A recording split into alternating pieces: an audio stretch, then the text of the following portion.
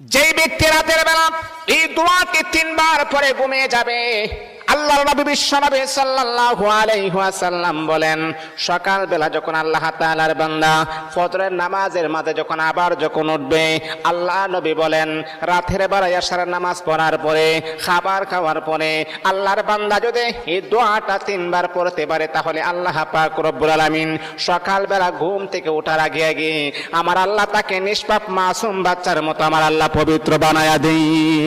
দোয়াটা সবাই আমরা জানি, আমরা সবাই কিন্তু দোয়াটা জানি, কিন্তু আমরা আমলটা করি না।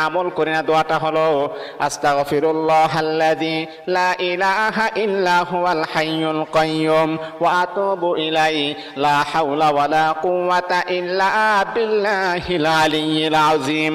3 বার যদি আপনি পড়তে পারি, ইনশাআল্লাহ আল্লাহ পাক রব্বুল আলামিন আমার আপনার জীবনের সমস্ত গুনাহগুলোকে আমার আল্লাহ ক্ষমা করে দিবে।